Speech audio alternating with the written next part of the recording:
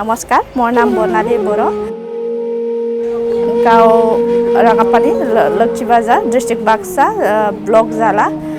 আমি গৰীবশ্ৰী ভিঅ'ৰ আণ্ডাৰত 14জন মহিলাই লগ লাগি পেপাৰ প্লেট মেনুফেকচাৰিঙৰ কামটো কৰি আছোঁ।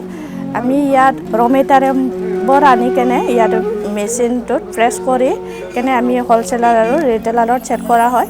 আমাৰ ইয়াত সৰু প্লেট 7 নম্বৰৰ পৰা 14 নম্বৰ এনেকৈ দুটা ডিজাইনৰ মানে প্লেটবিলাক পোৱা যায়। ইয়াত আমি গ্লাছবোৰ আৰু বাতি সেইবিলাক লগতে বিক্ৰী কৰা হয়।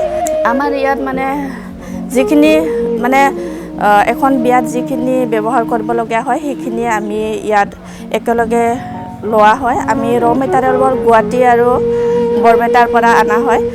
এইটো ফাণ্ড আমাৰ যিখিনি ইনভেষ্ট কৰিছোঁ, এইটো CIF-ৰ ফাণ্ডৰ পৰা আমি ইনভেষ্ট কৰিছোঁ। এইটো ৰিপে'মেণ্ট কৰিব লাগে, মানে যিখিনি ৰিপে'মেণ্ট কৰিবলগীয়া আছে এইটো 50-50 হোৱাহেন হৈ আছে মানে সেইখিনি, আৰু বাকী অলপ আছে সেইখিনি মানে কৰি আছোঁ আমি। আৰু যিখিনি চেল হয় এনে 1.5-2 লাখৰ ওপৰত আমি চেল কৰিব পাৰিছোঁ।